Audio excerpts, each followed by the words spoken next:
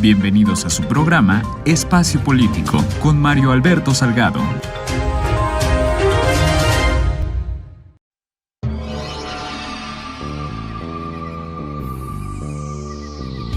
Amigos de lo de hoy, VIX Televisión, canal 10.1 de Televisión Social en Morelos. Estamos en el Senado de la República, nuevamente con la amabilidad de Emilio Álvarez y Casa. Emilio, gracias por recibirnos nuevamente. Grande alegría, bienvenido siempre. Gracias, de verdad.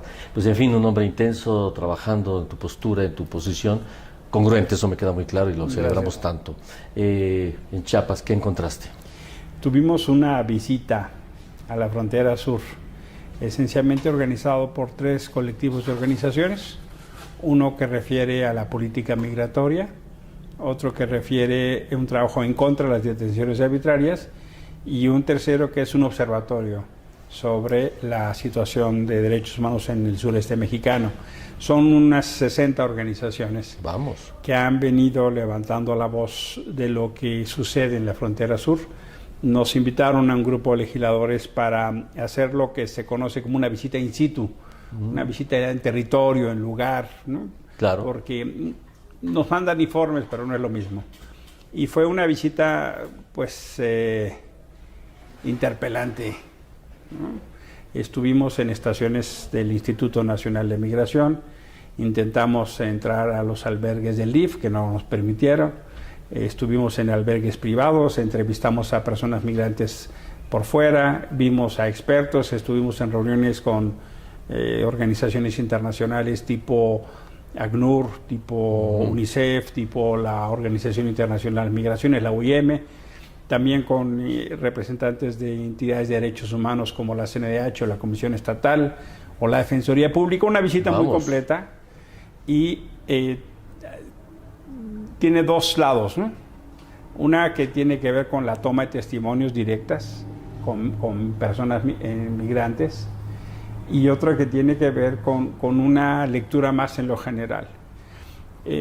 Hablamos con algunos gente de Centroamérica, venezolanos, colombianos, y hay ecos que resuenan de sus testimonios.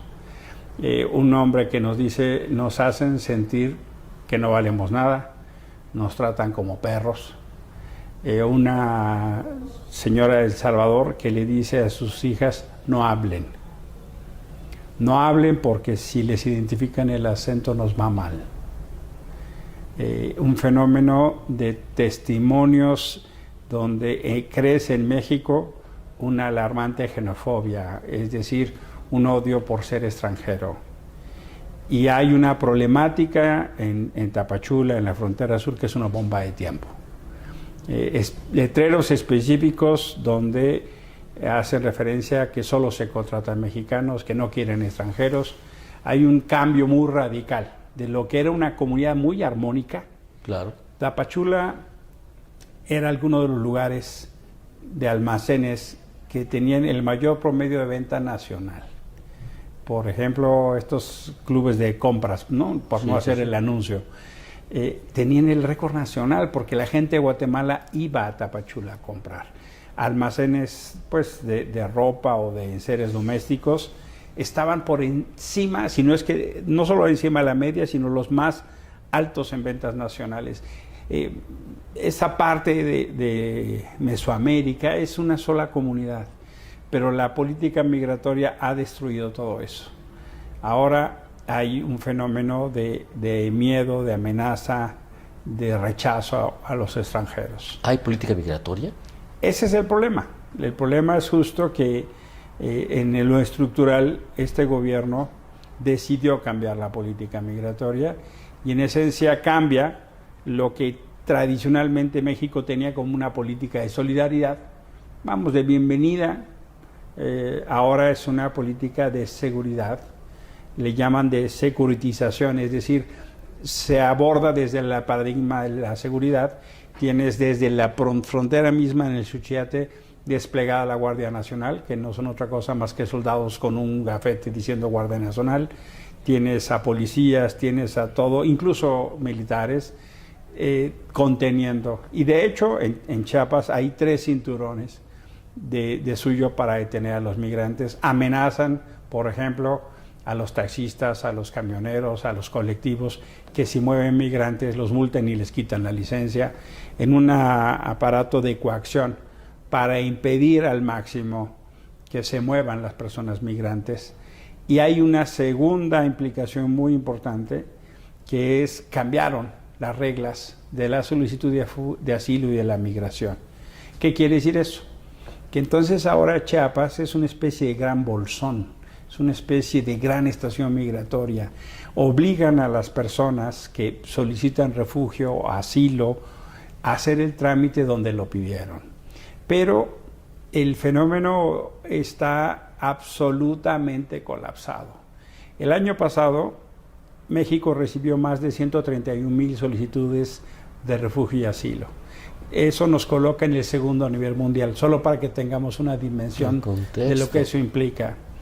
Y la Comar tiene un presupuesto de 25 millones de pesos al año, absolutamente desbordada, rebasada, sin capacidad, financiada por la ACNUR, que hacen lo que pueden, pero eso de suyo te muestra una voluntad de cómo atender el problema, y tardan meses, si no es que hay ya incluso gente que tiene más de un año esperando, y con la profunda injusticia de que una vez que los migrantes, si es que les responden, tienen un papel, la Guardia Nacional o las policías estatales se los rompen y los deportan. México está deportando a personas con solicitud o refugio garantizado, con lo cual los ponen en más riesgo. Y el fenómeno va para peor. Así como en México la pandemia generó más pobreza, eso está pasando en todo el mundo. Hoy muchas personas de México están otra vez migrando a Estados Unidos. Una tercera parte de las personas que Estados Unidos deporta son mexicanos. La ola migratoria hacia Estados Unidos hoy también es mexicana. Ese fenómeno está pasando en el sur. La pobreza en Centroamérica es mucho mayor. En África, en países de Asia, yo pude documentar gente que venía de lugares como Pakistán o Azerbaiyán, lejísimos. Por supuesto, hay una cada vez mayor flujo migratorio de países de África. Y en el entendimiento de que creer que eso solo se resuelve conteniendo, pues lo único que hace es generar cadenas estructurales de violación a los derechos humanos y de violencia. Los testimonios son pues tremendos, ¿no? El Senado aprobó una medida para que fuera ilegal detener a niños y niñas. Y entonces ahora no los ponen en centros migratorios, los mandan a un centro de detención, ahora les llaman asegurados, ahora les llaman rescatados, pero algunos de ellos son lugares que ni siquiera tienen ventanas. Imagínate un lugar como Tapachula, con la temperatura que tiene, sin ventanas, sin aire acondicionado, sin ventiladores. Son condiciones absolutamente indignas e inhumanas. Y más allá de la voluntad que puede haber, que sí encontré, quiero subrayarlo, de servidores públicos que pueden tener la voluntad, de gente en migración o de gente en el Comar, que en lo personal tienen una sensibilidad. Pero cuando lo estructural te lleva a estas condiciones, acaban presentándose prácticas que dices, ¿qué pasa? Un albergue de la Comar, como no tienen recursos, pero también hay una desesperación, llegan a prácticas que son aberrantes, como por ejemplo, marcar con un plumón el brazo de los migrantes con un número, como si fuera un campo de concentración judío, como si fuera el Holocausto, como si nos recordara los campos nazis, ¿no? Escribiendo en un brazo el número de los migrantes. Ese simbolismo te demuestra lo que está pasando, y las historias de corrupción y de vejaciones se multiplican. Claro. Y eso pasa justo porque nos guste o no nos guste, México ha decidido hacer el trabajo sucio de Estados Unidos. México ha decidido, primero con Trump y luego con Biden, aceptar la contención de la migración. Y ahora que hay elecciones en Estados Unidos, hasta el gobernador de Texas se da el lujo de amenazar a los gobernadores de Tamaulipas, de Nuevo León, de Coahuila y de Chihuahua para no pasar tráiler, si no es que se comprometen. Entonces ahora no solo tienes un filtro en el sur, sino tiene su filtro agravado en el norte. ¿Qué hace como consecuencia de eso? Pues se incrementan los polleros, se incrementa el riesgo. Nos hablaban de un camión tráiler donde iban 360 personas. No es suficiente lo que pasó hace poquito. ¿Qué pienso entonces que toca hacer? Lo mismo que pedimos a Estados Unidos. Una política migratoria ordenada, licencias, controles. Por supuesto que México tiene todo el derecho de hacer una política migratoria de control de flujos, pero lo que hoy estamos haciendo no tiene nada que ver con eso. No, vamos, deja mucho que desear y indigna escucharlo. Sí, pues. Imaginarlo. Vamos, hablar de la falta de planeación, la falta de estrategia, es evidente, no puede haber alguien que haya planeado algo siquiera permitir que esté un día alguien pasando semejantes penurias y semejantes vejaciones. Y una cosa, tu movimiento, no es que quiera cambiar de tema radicalmente, pero creo que hay que pensar en grandes soluciones porque hay un gran problema como este, yo no veo de otra manera, otra salida, no veo cómo este gobierno puede hacer nada ahora mismo. ¿Cómo pretender siquiera hacer que las personas podamos estar lo suficientemente sensibles para poner atención en otras alternativas, independientemente de qué tan brillantes o qué tanto les falte por crecer, pero alguna alternativa para que cambie una realidad que realmente ya es alarmante? Fíjate que yo tengo un diagnóstico de que México vive una especie de depresión colectiva. Hubo una enorme expectativa de cambio en el 18. Sí, totalmente. Pudieras o no estar de acuerdo con el proyecto que hoy gobierna. Así es. Pero la expectativa de cambio estaba. Todos, muchos. Una gran cantidad del electorado, la mitad se fue hacia allá, de los que votaron. Una otra mitad no. Pero incluso los primeros tiempos, hasta la oposición concedió, en términos de instrumentos legislativos, apoyos que no habían tenido otros gobiernos. Por ejemplo, la creación de la Guardia Nacional. Eso fue una modificación constitucional. La intervención del Ejército en labores de seguridad pública se le dio a López Obrador lo que nunca se le dio a Calderón y a Peña. Es decir, hubo una concesión en términos de decir, órale, que cumpla sus promesas. A 3 años y medio vistas, la distancia entre lo que se ofreció y lo que hoy sucede es de una enorme distancia.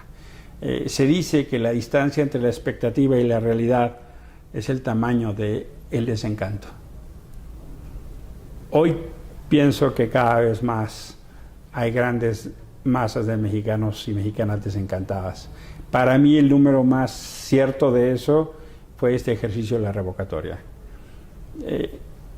Andrés Manuel perdió 15 millones de votos de los 30 que tenía. Esa es una figura cercana al tamaño del desencanto. Y eso que tenían todo el aparato de gobierno, todos los servidores de la nación, 18 gobernadores estatales, la violación sistemática de la veda y las mañaneras, e incluso hasta todo el aparato de legisladores, de gobernadoras, gobernadores, y aún así no pudieron. Pienso entonces que hay una simiente muy importante que tiene 2 derivados. La primera, un grupo de personas cada vez mayor que dice lo que está pasando no nos gusta. Y es muy interesante ver cómo pasamos de la narrativa de la pandemia nos cae como anillo al dedo a es culpa de la pandemia, ¿no? Y ese es un cambio absolutamente interesante porque lo que sucede en salud, en economía, en educación, y si tú lo revisas, el gobierno está reprobado. El presidente está aprobado, pero el gobierno está reprobado. Y hay otra agenda que tiene su dinámica propia, que es la agenda de la seguridad. En la agenda de la seguridad estamos absolutamente hechos un desastre. El homicidio de 2 sacerdotes y un guía en un templo es un indicador de quiebre mayor. Puedo, y además acompañar la lectura que hacen los jesuitas, que esto es reflejo de un problema estructural. Pero ya para que mates a 2 sacerdotes en un templo, quiere decir que la cosa tiene una podredumbre abajo mayor. Y seguir insistiendo en que todo es problema de lo que te heredaron, me parece solo reflejo de mediocridad. Claro. ¿No? Porque ya tienes 3 años y medio gobernando y tienes que hacerte cargo de lo que ofreciste. Entonces, por un lado creo que hay un fenómeno de un grande desencanto.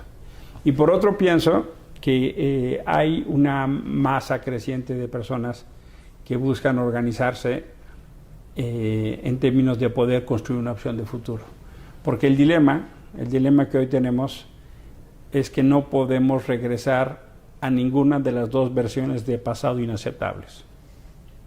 Una versión indefendible de un México que tuvo excesos, corrupciones, errores. O sea, no podemos pensar en una propuesta política que regrese a antes del 18 como si nada hubiera pasado. Claro. Porque eso no se puede, en términos de desigualdades, en términos de injusticias, en términos de agravios.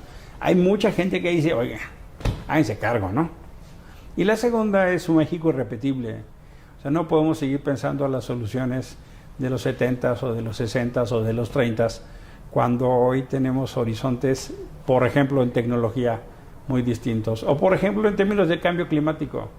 Yo hablo con mis hijas, con mi hijo, con sus amigas y sus amigos, y es súper interesante escucharlos porque te dicen, mira, a mí no me interesa un crédito de vivienda, porque quién sabe si lo pueda pagar y quién sabe qué va a pasar. Cuando tú les preguntas, oye, ¿quieres tener hijos e hijas? Su respuesta es no. Sí, lamentable. A mí no me interesa.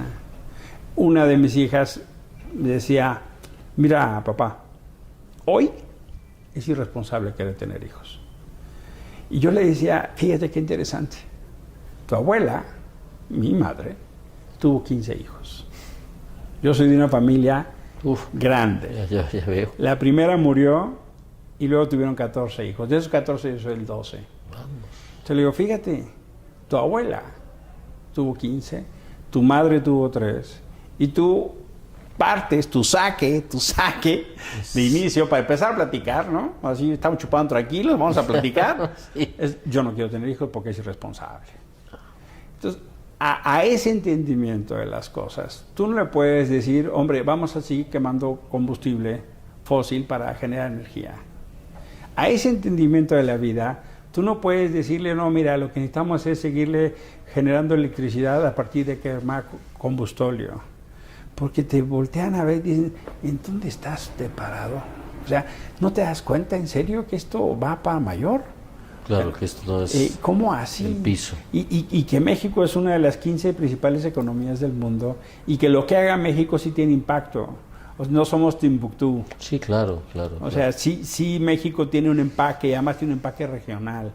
Y que entonces ahora nos presenten las opciones, no, pues miren, tenemos que recuperar a Lázaro Cárdenas. No es entender los dilemas del momento. Yo pienso que en su momento estas personas estuvieron a la altura de sus dilemas y su tiempo. Así como Juárez, así como Madero, así como Lázaro Cárdenas. Lo que pienso es que el liderazgo actual no está a la altura de su tiempo. Totalmente de acuerdo. No tiene los dilemas de su tiempo y por eso yo me he abocado los últimos meses a construir el Frente Cívico Nacional. Y el Frente Cívico Nacional es una iniciativa que busca organizar y aglutinar a toda la oposición en una candidatura única a través de un método democrático que es una elección primaria. Si me permite, tomamos un corte y regresamos para terminar platicando sobre el Frente Cívico Ciudadano. ¿Es así? Sí, Frente Cívico Nacional, pero es ciudadano. Ciudadano nacional, pero bueno. Nacional. Perfecto. Regresamos después de este corte. Hola, en Ciudad y Campo quiero invitarlo a que conozcan lo más importante del ámbito rural y del ámbito urbano. Síguenos todos los miércoles a las 5:45 de la tarde en las redes sociales de la ODM Morelos y en Canal 10.1 de Televisión Abierta, Dix Televisión.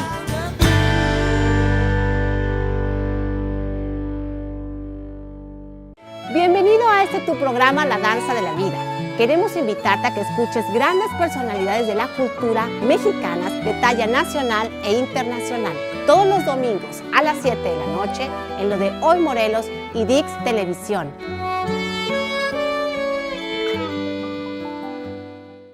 Lo más relevante de la información local y también del acontecer de la vida diaria lo vas a encontrar aquí.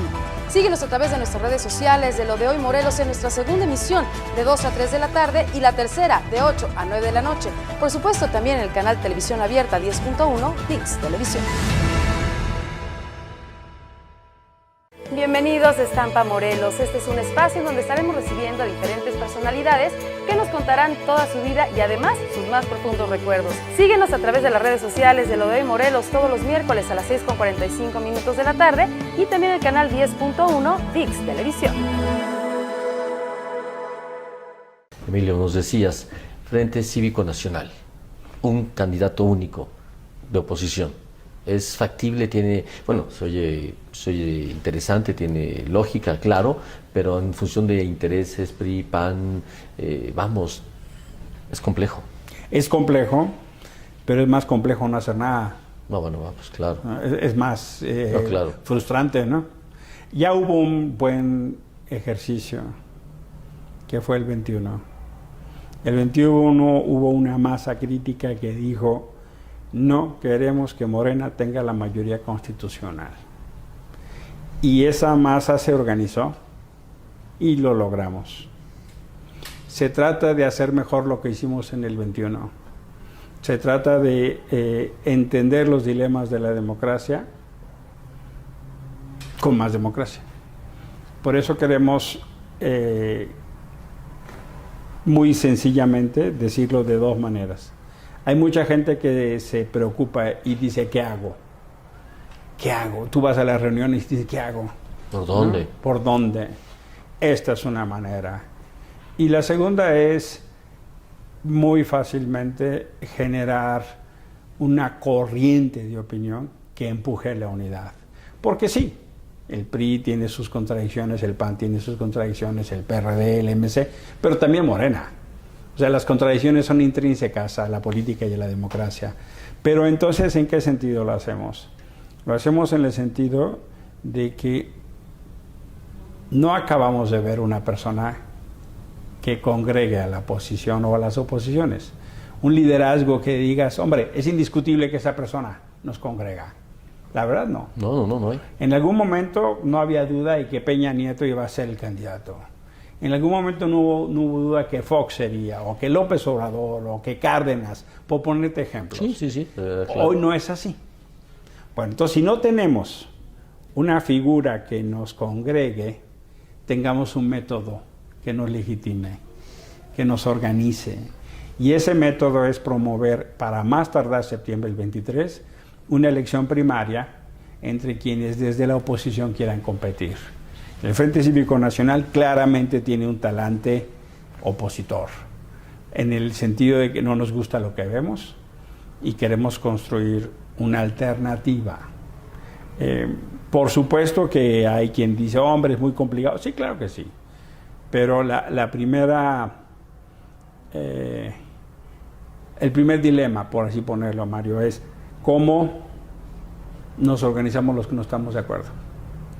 Estamos inconexos, estamos dispersos, pero es muy común que tú vas a una reunión y la gente comenta con frustración lo que vive. Totalmente. Es muy común decir que a la gente no le gusta lo que pasan las cosas, con independencia de que apoye o no al presidente. Pero honestamente este problema es mucho más allá que el presidente. Totalmente de acuerdo. Esto es un dilema de futuro.